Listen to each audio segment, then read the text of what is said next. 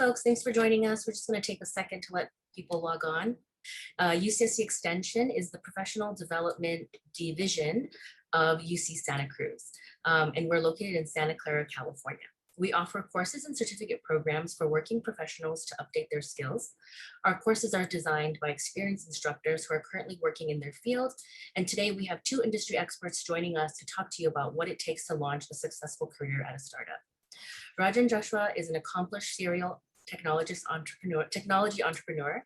He has previously served as CEO and chairman of Dino, a communication platform for audio, video, text, graphics, and voice for life, Interactive Instant, and is co-founding CEO and chairman of Selectica, a configuration software vendor sharing company that became listed as a Fortune 500 company during his tenure.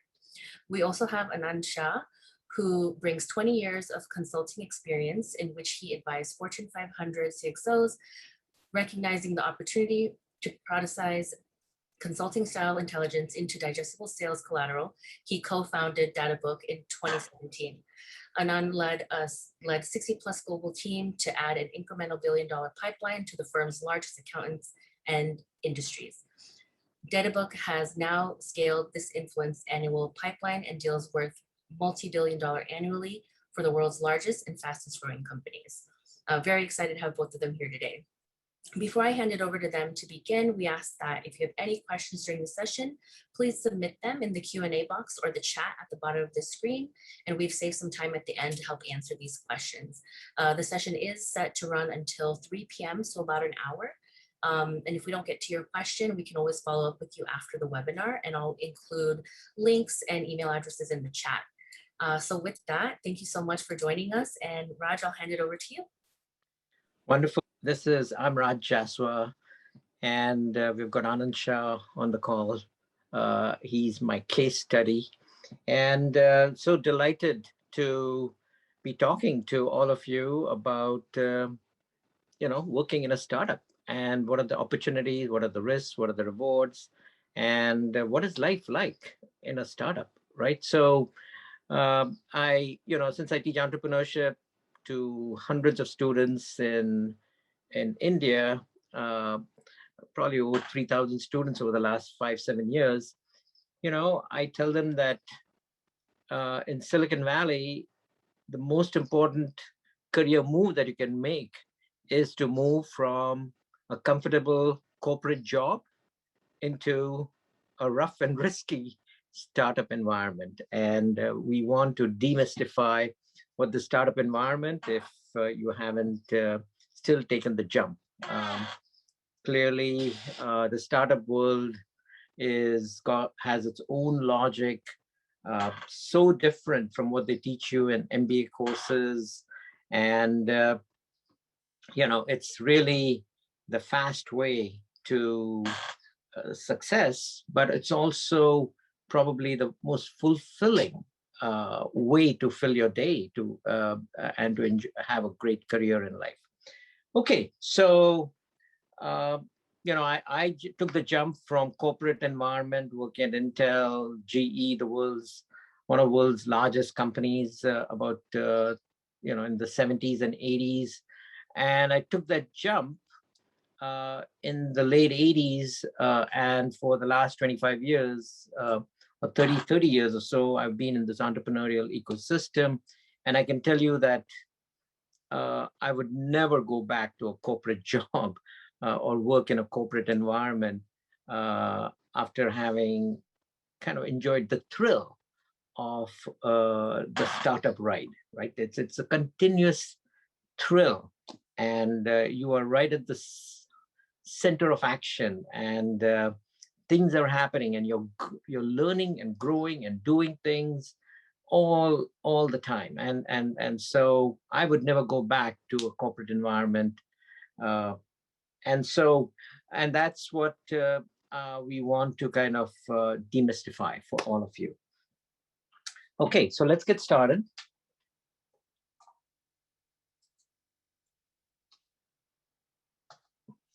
So I think the first thing to understand is what's so different about how a startup works versus how a big company works, right? So, clearly as an employee or a key player within a company, uh, you need to understand, the ecosystem, the environment, the mindset of, how that company is going to become successful and how it operates. And, for a big company, the most important thing is stability, reliable returns, quarter after quarter, year after year. If a big company's revenues and profits vary wildly from quarter to quarter, guess what happens? The stock market penalizes them so heavily that, essentially, basically the management is going to get booted by the board of directors. So big companies focus on stability, reliability, forecastability of earnings, cost management, and playing it safe. So that's what big companies do. A small company has nothing to lose, right? A startup has nothing to lose. But the most important thing that a startup has to do is find a market where they can develop a product that will make customers happy about the product. And then as that market grows, becomes successful, boom, the competition comes rolling in from other startups, from big companies that feel threatened. And all of a sudden you are in this battle for your life, right? And so it's truly quite a raw environment that startups work in, and it's an environment where it's important to develop the personality, the mindset, and the skills that will help your company or the startup that you're working in to become successful. So these 8 guiding principles really kind of lay the foundation for how what the company is going to make its decisions on in order to be successful. So how the company makes its decisions are going to be based on these principles. While I told you earlier, the principles that an established company or corporation is going to make its decisions on, right? One is stability based, reliable, forecastability based. Other one is, hey, let's figure out what we need to do in order to be successful, right? Or to survive. So these are the 8 guiding principles for the startups. And you can see that the mindset of the employee needs to be different between somebody who's operating in the rough and tumble world of the startup versus the safe and forecastable, predictable world of the corporate world. So in the entrepreneurial mindset, the mindset that employee needs to have once he's working a startup, I think this Forbes article did a wonderful job of laying it out and talks about the need to communicate. Now, of course, you need to communicate in a corporate environment too, but guess what? When you communicate in a corporate environment, you talk to only folks in your group or your line of jobs or your tasks, and you're just talking to your manager and the folks and your co-workers. While if you look at an entrepreneurial world, whether you're an engineer, whether you're a sales guy, whether you're an operating manufacturing guy, you're talking to everyone. So communication skills is completely different, because of the fact that you're connecting with all kinds of people, not just if you're an engineer working with other engineers. An engineer works with a marketing guy, sales guy, tech support guy, a finance guy. Every engineer has to do it. It's not just the VP of engineering or the director of engineering. Everybody is talking to everybody. You're collaborating, your work, and you're being creative. And I've seen, and engineers need to come up with good ideas for marketing about how to sell the product. Marketing comes up with good ideas for engineering to design in. Breakthrough ideas for innovation comes from every direction. It's not that, okay, you're a marketing guy, you're the one who will define the product specs, etc. And then we will throw the specs over the wall, and then engineers will design the product to your specs. That's the way the corporate world works. It's called the waterfall method of development. That's not how things happen in the entrepreneurial world. The marketing guy says, hey, I saw the competitor at this trade show that did this particular feature. Can we do it ourselves? Can we also do it? The engineer says, I was talking to my buddy on the internet. I was chatting with him, and I saw that, they added this feature.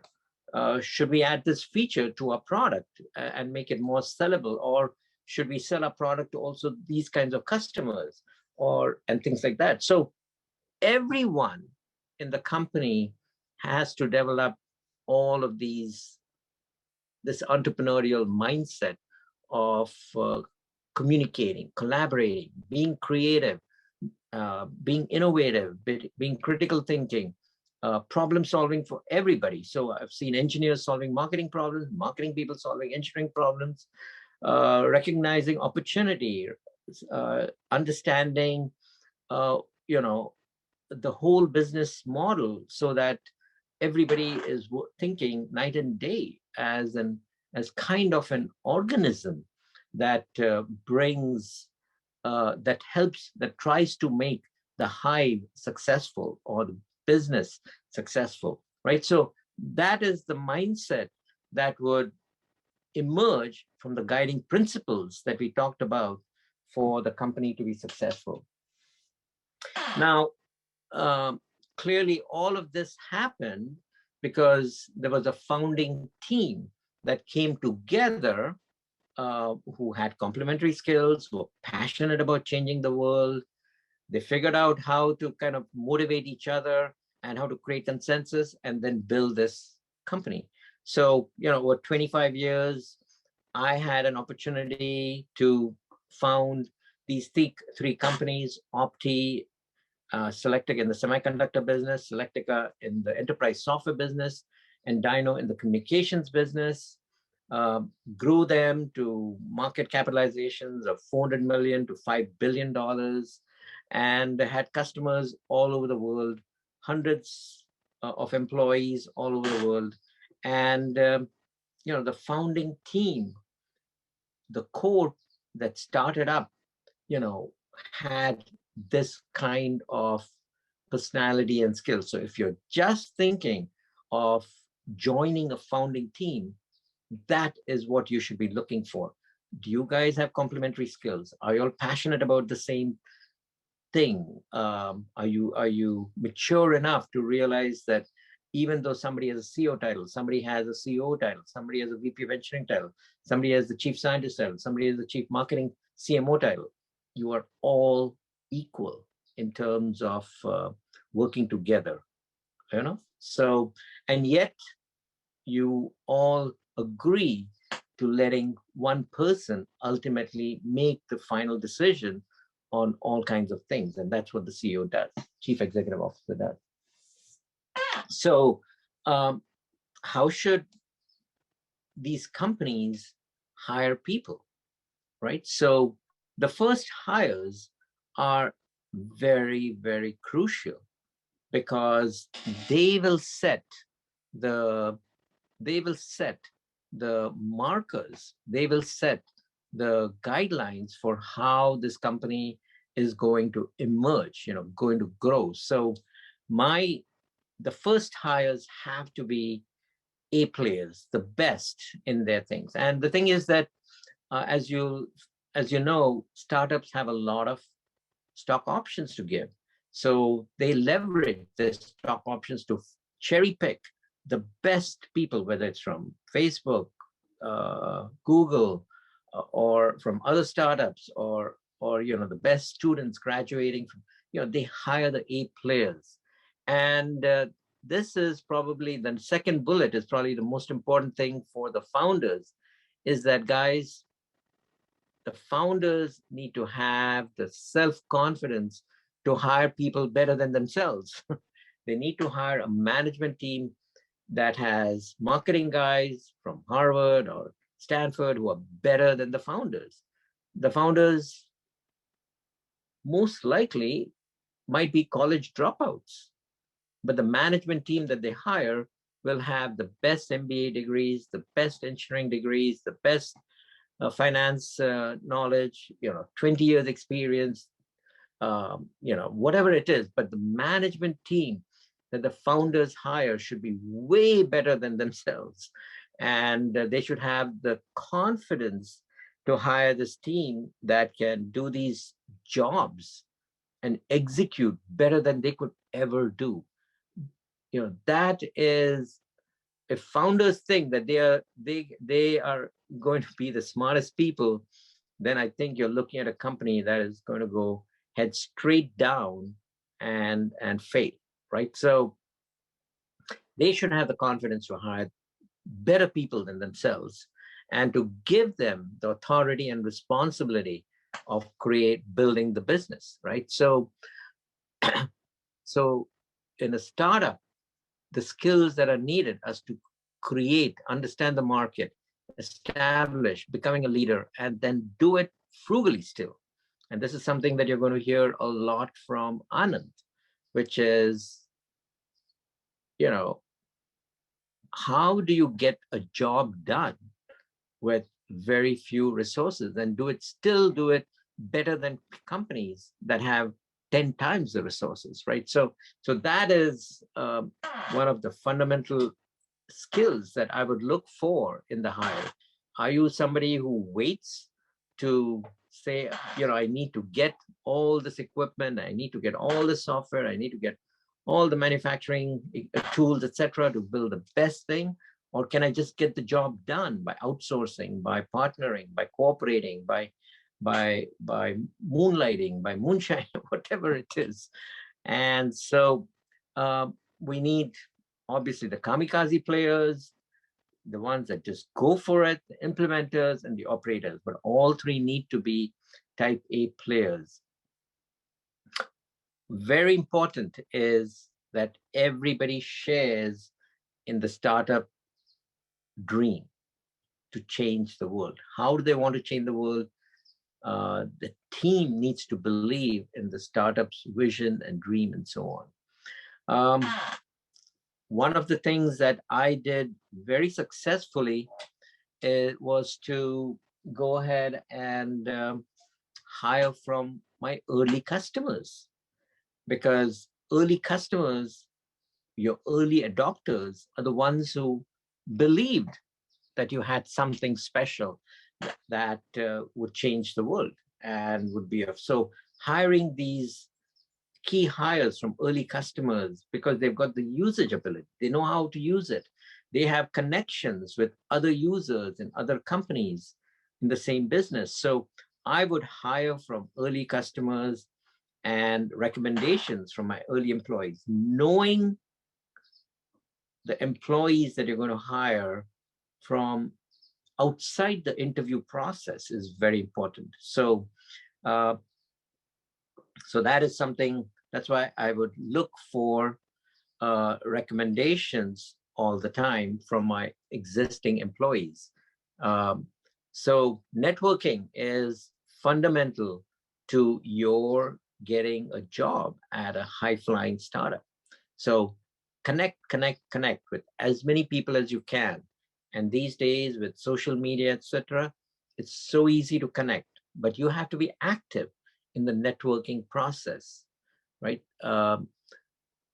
Another important point, smart versus degrees, right? So degrees is not where, I would determine whether somebody was smart or not. In fact, I look for people who are street smart and yet have functional capability, right? So then those are the people that I want to hire. And the other thing that you'll find is that there is no backup in a startup. There is no redundancy in a startup.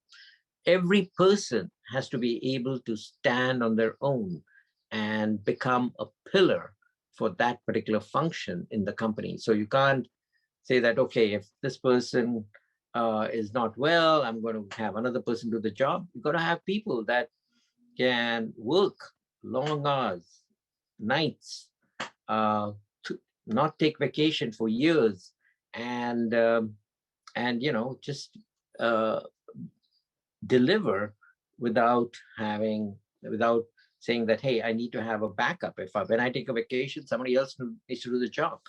That is just not available in a startup.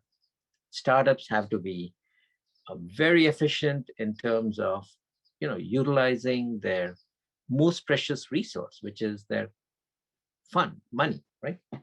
Okay, so this is kind of a nice set of guidelines as to how a company should be doing its first hires, because these first hires are ultimately going to become the department managers, are going to grow. So even though these first hires may not be the guys with the 20 years experience, they are the ones who are going to hire the people with the 20 years experience as they start building up their team. So the first hires need to be type A players. Raj, just a couple of questions that have come in on the chat channel. Sure, go for it. I might just help to take some of those questions as you're kind of weaving through this. One of the questions was, how do you find out about early startups? And so I think you covered on the last slide really around the networking aspect of how you would identify that. I think that one thing that is freely available is a lot of information on the internet. So my go-to resource is Crunchbase. You can just type in crunchbase.com. It will take you to all of the companies. You can search on any company in there, but you can also do an advanced search, which will let you look at companies that are in a particular sector. Let's say you're interested in biotech, or you're interested in enterprise, or you're interested in consumer applications, and then you can sort that by the stage of the company. And the earlier stage companies, what we've been talking about, the early stage here is pre-seed or seed, and then it gets later and later from Series A to Series B, Series C onwards. You can see companies that are raising capital. So take a look at Crunchbase. That's a really great place to investigate. Once you've found a group of companies, or the domain that you want to spend time in, click on the website for each one of those companies, and they typically will have a page for careers. And then within that careers page, then you can go and identify potential roles that may be suitable for you or of interest to you. Yeah, that's a wonderful place. And the other place that I often suggest to my students is to go to the portfolios of the top VCs. And if you go to their websites and look at their portfolio companies, you'll find a lot of openings that VCs pop up on their websites for their portfolio companies. And it's always good to get a job at a company that is Sequoia or Axel or Kleiner Perkins or some of the some of the top VC firms have funded, because these people have got deep pockets and a very good success rate. So two excellent tips that about where to look for a startup opportunity, a job in a startup company. I love this particular quote from Mark Zuckerberg from an interview that he gave, which is that, guys, everybody, and I just heard that Facebook crossed $1 trillion in market capitalization 15 years into their life, right? So, but even Mark Zuckerberg says, look, it's not me that did the whole thing.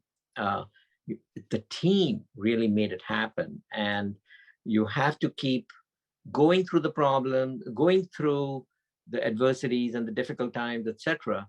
But don't think that you have to carry the entire burden yourself. I think that's a very, very nice message from Mark Zuckerberg. The thing that I want to really get across is that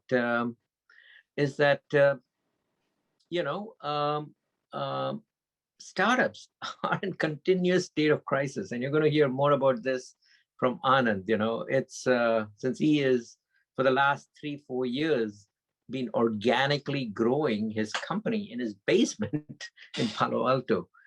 So you're going to hear about it, but they are always under the threat of self-destructing, running out of money, product bugs, malfunctions, key employees quitting, competitors attacking, customers threatening to sue you. I mean, it's a continuous crisis, almost every day a new crisis. And you can't have, you know, a weak heart when you work in a startup. You have to, you know, attack each crisis as it comes with objectivity, with teamwork, executing the way to solve the problem. And so, you know, a lot of emotional maturity or EQ is necessary in startups. Finally, you know, what is the company culture that I loved and that I think really needs to be there in every startup, which is it's an open and transparent startup.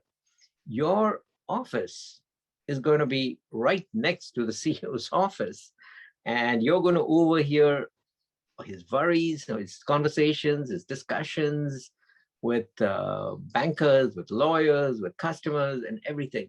And so it's an open, transparent environment. There is no closed door meetings. There's no things that are hidden from each other. So, you know, you have to have a company culture where everybody has the EQ to handle, you know, all the stresses and struggles that a company goes through. It's keep it as horizontal as long as possible. I remember working at GE, and my boss was a professional manager, had 60 employees. He had a manager on top of him. He had a manager on top of him. We had 20 layers of management at General Electric, where I worked for 5 years. So while in a startup, it's going to be you and the CEO. That's till the company is like 30, 40, 50 people. And then you might have you, your boss, and the CEO till you're about 100 people. So very, very horizontal as long as possible, because that's what makes the communication, the collaboration, the creativity, the networking, all of that to happen. Has to be a challenging place, you know, lots of opportunities. And the reason why it all works is because guess what? The startup is an extended family. And as a CEO, and Anand probably will tell you how he works hard to generate that family feeling, extended family feeling, that enables him to take on the biggest competitors and the biggest opportunities better than the competitors. So let's have Anand kind of tell you why hypergrowth startup should be on your radar, guys. Thanks very much. So, I mean, I think when we just got started, we asked the poll for the group what was the background, and it looks like we've got on average a group of 30 to 50 50-year-olds roughly in this group, and most people are working today but interested in joining a startup. So hence why you're here. We thought in preparation for this session, it may be helpful to give you a bit more background into what it might take to join a startup. It seems like there's interest in doing so. A bit of personal background on myself, which may help provide some context. I spent nearly 15 years working at Accenture. Many of you will have seen their billboards or some of the advertising. There are about 600,000 people who work for Accenture today. When I joined them, there were less than 60,000 back in 2003. And every year I kept telling myself when I joined Accenture that I would continue to look at other jobs and other interesting things happening outside. And every year I had this huge amount of inertia of moving away from Accenture. And what happens is, as you kind of get more senior in the organization, then you build up some brand loyalty with other people internally and brand equity. You start building, one thing I didn't realize is I started building an expense base which was very tightly correlated to my income. So if I even wanted to move anywhere, then I would need to at least earn as well as what I was earning at Accenture to be able to afford to move to another company. And what's one of the hardest challenges, I think, for individuals who have an existing job is to necessarily earn at the same level right out of the gate. So that was one other reason. And then the third was just the fear of failure, you know, going from a very large corporate, working in a very prominent role, going to a smaller organization without so much brand or understanding. There is, you know, family or societal pressures that might cause you to not move. Kind of like, why would you do that? Why would you go start your own thing? Or why would you go to a smaller organization when you work for a big one? And I think Raj brought up earlier, and it's the probably single, you know, biggest influence of my life outside of my family. Now with DataBook, it's been 5 years in the making, and we continue to grow very fast. I would love not to go work for a large organization or corporate ever again. I can't say never, ever, but you know, the experience of working for and starting your own startup has been fantastic. And so I definitely recommend for folks who are at these larger organizations, and if any of the principles or any of the things that have been covered so far is of interest to you, then it's definitely worth taking a look. I think we may have some time to talk about compensation as well later on. So I think that would be an area to touch on in particular, because that's one of the biggest areas for inertia. But if you don't mind just maybe flipping slides forward a little bit. Yeah. You know, one of my things I like talking about is the history of my company, DataBook, and where we are right now. And this is a called Paul Graham's startup curve. That Paul Graham, based in the Bay Area, he's one of the founding members of Y Combinator. And if you're looking to start a company, then a lot of companies go through the accelerator with Y Combinator. If you want to go join a very early stage company, then go look at Y Combinator's job feed as well. And there's a whole bunch of interesting companies, very experimental at that stage, that are doing interesting things.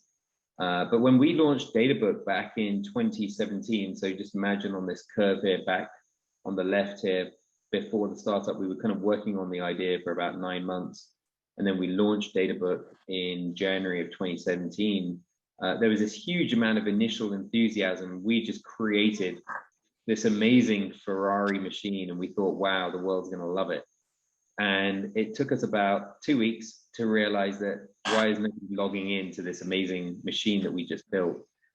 And so reality set in that actually we had a whole bunch of education that we had to do. There was a whole bunch of additional improvements we needed to make.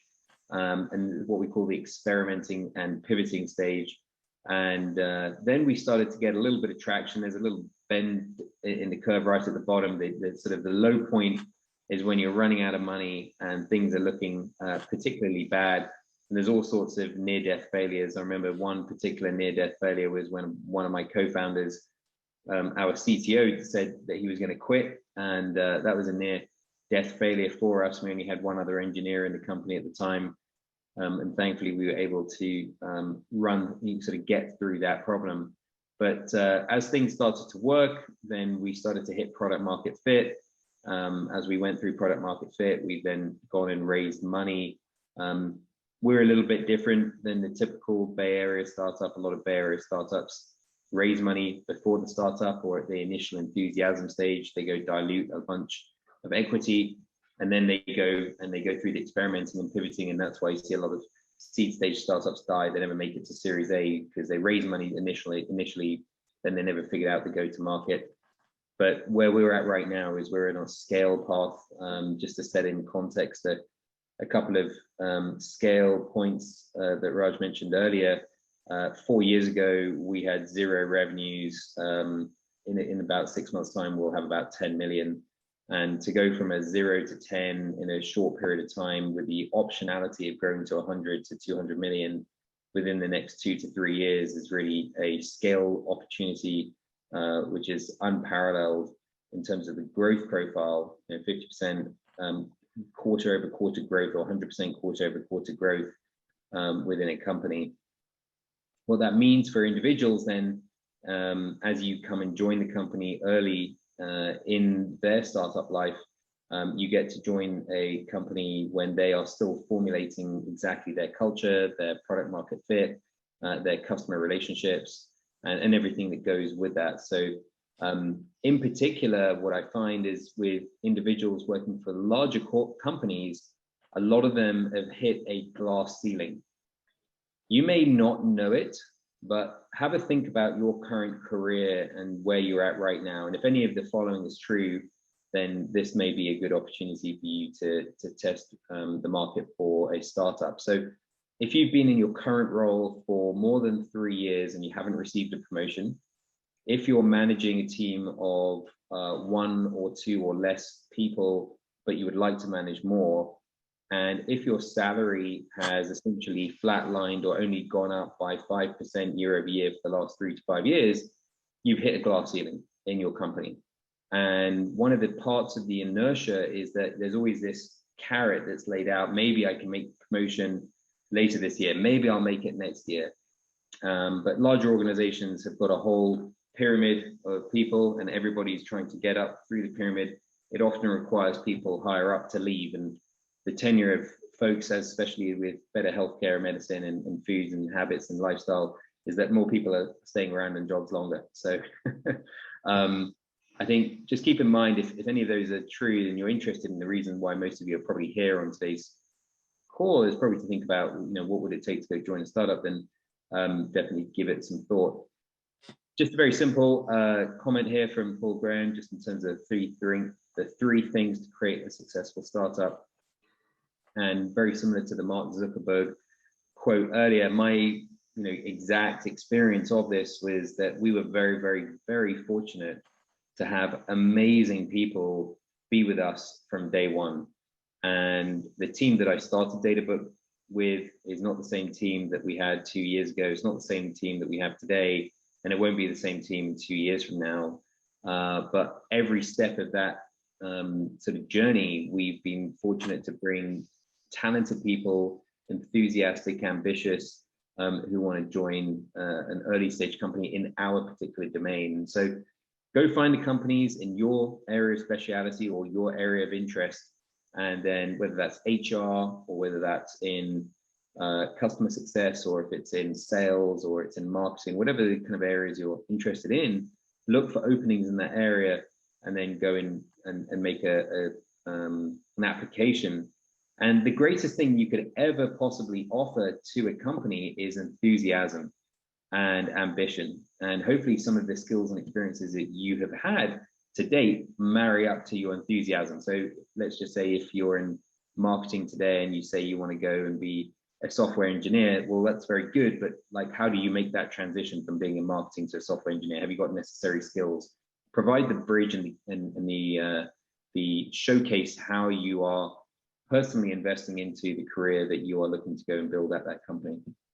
I'm not sure if we have any other slides. We have one more, but this is a slide that we had put together for a similar kind of presentation to another university not too long ago. And one of my team members put this together just based on what he's involved in, and he was brought in to do one particular area, and within a very short period of time, you can kind of see how his skill set has expanded, but also his responsibilities have expanded.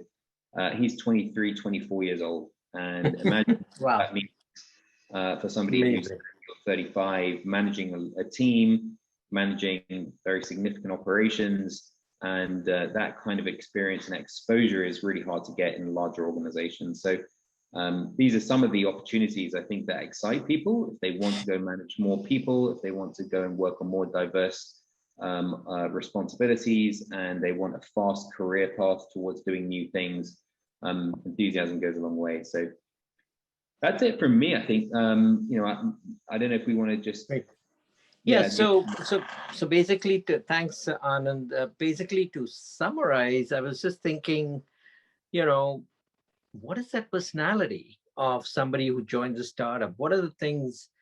And actually, I was just searching on the internet and I said, the 12 principles of that a Boy Scout lives by, Boy Scout, Girl Guides, Girl Scout, really are what I'm looking for, or what Anand is looking for in the people that he brings onto his team.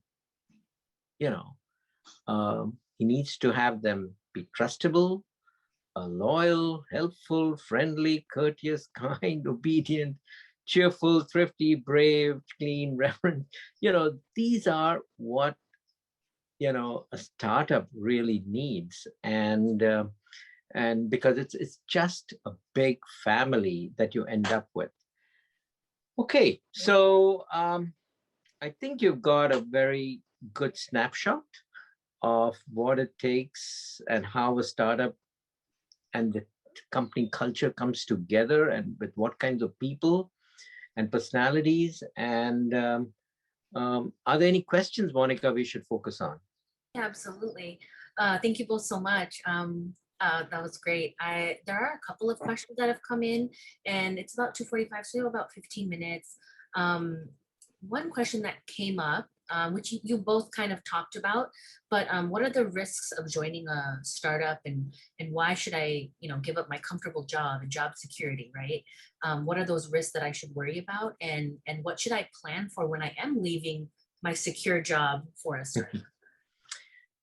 Anand, you made the jump quite recently, so why don't you share, what the fears and the excitement that made you make the jump? Well, yeah, I mean, for me, it was a little bit different because I was founding a company, and I think you've got to be a seriously different type of crazy person to go do that. So maybe I won't use my example so much, but I would maybe use an example for somebody who recently joined us from Adobe, a very large company in the software space. He was in a very comfortable job, finished his MBA a couple of years ago.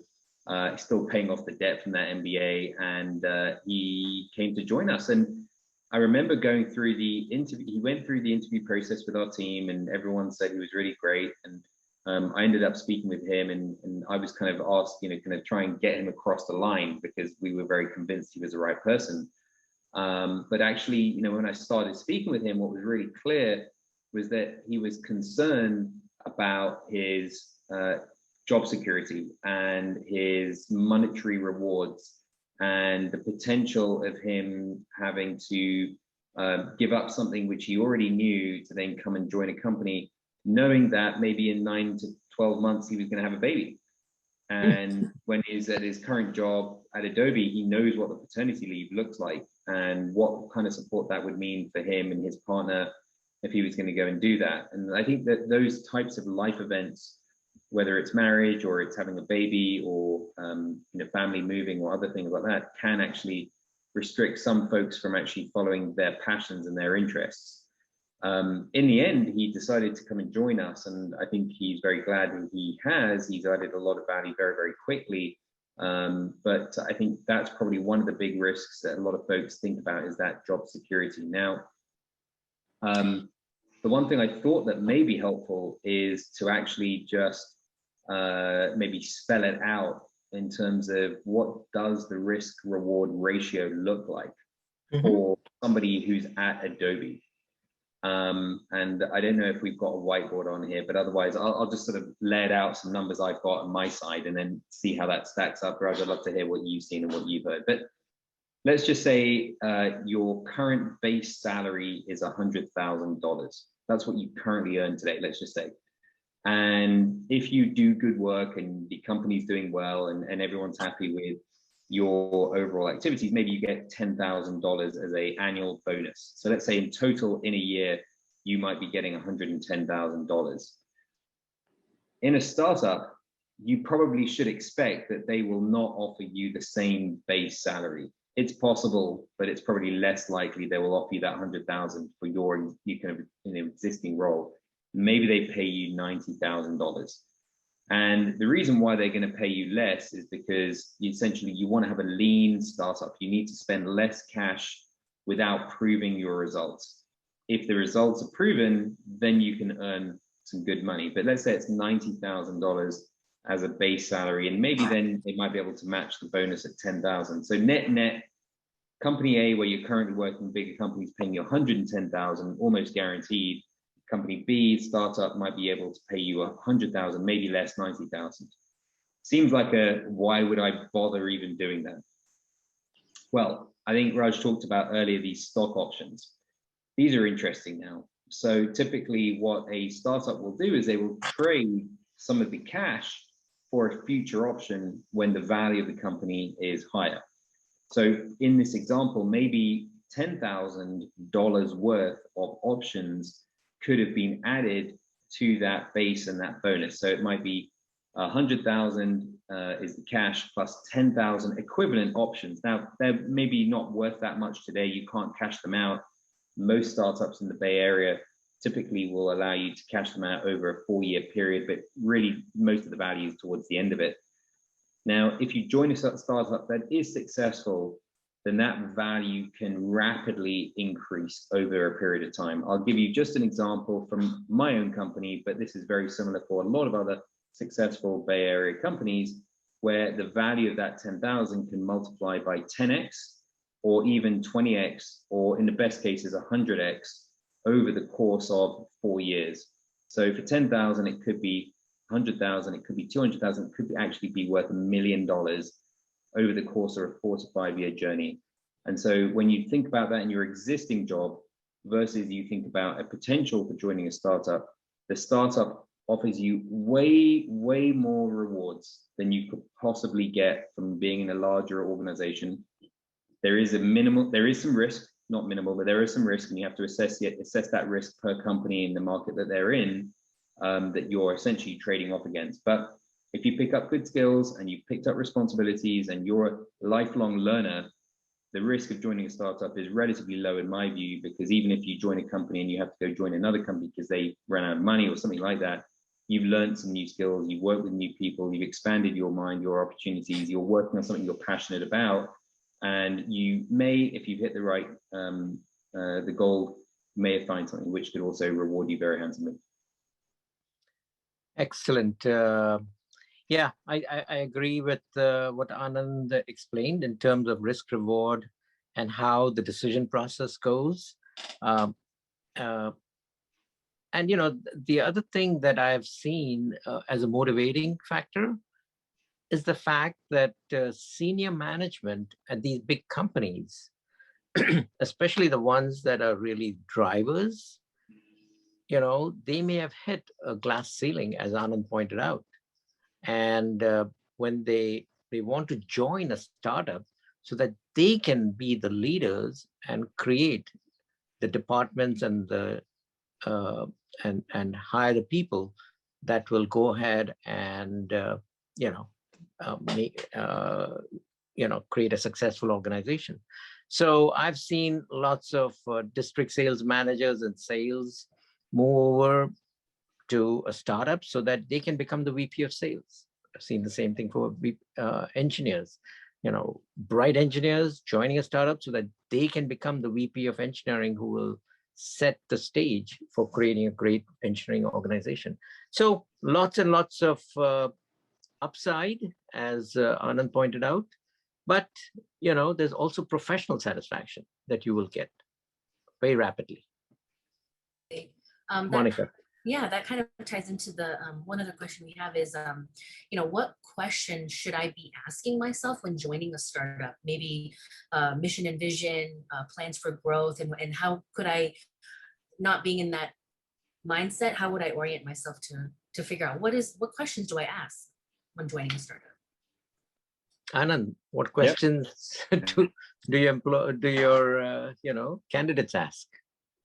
Yeah, I mean, I think I would go, there's what I would call like the standard questions, which are kind of like, what is the vision for the company? Who are the kind of customers that you deal with? What's the culture of the company? you can go search on the internet and find typical questions to ask a startup. Like you'll find some of these things in there. And I would say there, it's a bit of motherhood and apple pie. Go for it, no problem. Try and find out the information through the interview process. I think what you're really assessing is the risk profile of the company. And you're also really assessing what's your role going to be and how does that align to your individual interests and passion. And so on the risk side of things, what you really want to know is, when was the last time that they raised money? Or if they haven't raised money, how much runway do they have? So you want to know, is this company is going to be in business in 6 months, 12 months, 18 months? Try and understand what's the potential likelihood of you being working for this company beyond the very, very short term. And so typically the better companies to join typically are the ones which have recently raised money versus ones that raised money 2, 3, 4 years ago, and they may not be likely to raise again, or they're having difficulties raising money. So that's one thing to think about from a risk perspective. Ask them about that cash flow and that runway, and ask the management team what's their philosophy around how they're thinking about raising going forward. The second one, go ahead. So I was going to add one more thing. There's just the second one would be exactly what the role description is. I like to ask the question when I go and interview employees or potential employees. I like to ask them what they think the role is. And I think for you to read through the job description and for you to process internally what you think the role is really important. So when you go into the interview, you can describe what you think it is, and then you can try and confirm your understanding or any differences and what that might be. Because just remember, companies at our stage at least, which are growing very fast, in any given working day of 12 hours, I probably have maybe 7 to 12 minutes to go and write a job description or agree on a job description and then get it out. I'm not spending 2 days crafting the perfect job description. And so the job description goes out and it may not be 100% perfect. So when you're looking at the job role and profile, try and equate it back to what you think it would be, and then try and get that confirmed during the interview process. And make sure that if you are going to go join a company and to do a job, this is something you really care about and you're passionate about. If you're doing it just because the money might be, or the potential reward might be very great, you may find it very rough because the working hours are very strenuous. Yes, good points. But look, the reason why I would join a startup is because I want the stock options that's going to make me a millionaire, give me extraordinary compensation very fast, right? That's why I join a startup. Obviously to work on cutting edge technology and all that, but ultimately, if I'm going to take a big risk of joining a startup, I want a big reward at the end of it, right? And so, the personality of the founders is very important. So if the personality of the founders is such that they don't believe in, generous stock option compensation, if the employee stock option pool is very small, if they have not got a vision of creating a public company or one that's going to have a big exit where, you're going to participate and get some very good reward for the risk that you're taking to help build a great company. Guys, those are not the companies you want to get stuck in, right? So you don't want to be stuck in a company where the founder doesn't have the vision of building a big public company or one which becomes public through a SPAC or through a merger and acquisition. Go ahead, Monica. Yeah. Oh yeah, that's great. A lot of things to think about, a lot of gems that you've shared, both of you. I don't see any other questions coming through. So if anyone does have it, please go ahead. There's one here that says, if you ask the company the money raised question, would they answer it frankly and honestly? Thank you. And so thanks for asking the question, Sachin. I think that in reality, if the company you're interviewing with, especially if it's an early stage company, is not willing to share too much of that information with you, that tells you a little bit about the culture of the business. That may not be something that you want to go join. Thankfully today, there are websites like Crunchbase, PitchBook, and some other companies which actually provide transparency into how much money these businesses have raised. I think it's like $99 or $120. It's not significant amount of money for an annual subscription to Crunchbase, but just think about taking a subscription to one of these online resources. If you're serious about joining a startup, do your research and then take a look at what these companies are doing. There are more jobs in the market today in the startup scene than there are in any other industry anywhere else in the world. Startups can't find enough good people. So if you're looking for a job in a startup, now is probably the best time to be looking for a job. Yeah, and remember, it's an open world these days, right? It's a very transparent, open world where almost everything you want to know about a person is available through their LinkedIn connections, or through their Facebook connections, or through their Instagram posts. You can understand the personality of just about anybody out there who's running a startup or whatever through all the social media that we can all access. So, networking and social media prowess are very key to understanding, what kind of people you're going to be working so hard for. A couple of tactics which can be very helpful for folks as you're looking at these job boards, you're looking at companies, you might see an application, you want to go and submit your resume for it. This is the opportunity for you to showcase what you've done that's particularly interesting for that company to go and be interested into your background. Just keep in mind that there are a lot of other applicants typically applying for any given role. So for you to stand out, make sure your resume is fit for purpose. Don't apply with the same resume to a marketing, a sales, and an engineering job. That's probably not going to work very well. Even if within like one domain, if it's marketing, if it's demand generation, and that's different from branding and PR, then you probably want to highlight which one you're really focused on. When you've done that, I would recommend then also going to LinkedIn and sending a connection request to the hiring manager, if you can identify who the hiring manager would be, just so that you're on their radar. LinkedIn request, you've sent a job application in, and when they're remembering your name, they're looking through your resume. Typically, resumes typically take between 30 to 60 seconds to scan. If it's of interest, then they'll spend a few more minutes, and then they might get back to schedule an interview. So make sure whatever you're suggesting actually makes is highly impactful very quickly. Yeah, I mean, and today, like you can network through your network.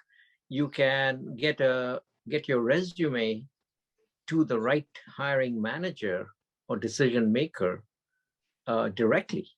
So going through HR might be the formal process, but getting your resume to the hiring manager directly through a contact that they trust, that is the #1 way in which people get jobs in a startup. Okay, there's a couple of questions in here. One of them is, what are some of the good sources one would find the startup jobs?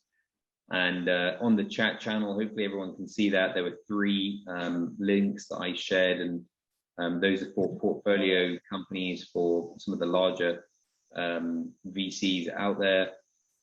So that's kind of one place. The other one would be going to Crunchbase we talked about earlier. You can also have a look at LinkedIn. They have some jobs in there too, so you can take a look at those. Yeah. And then I'm just going to reshare them because I think you just sent them to the panelists earlier. So let me go ahead and reshare to the audience. There we go. Okay, great. Good. Okay, and then, that makes a lot of sense. Yeah.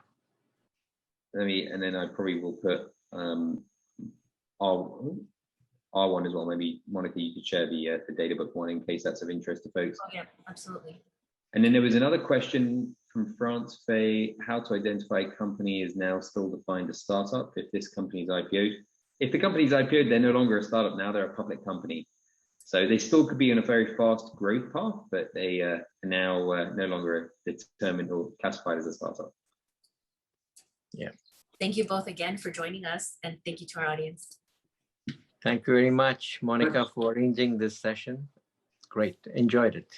Excellent. Very much. Thanks, Good luck, everyone. Take care. Bye. Thanks, everyone. Bye.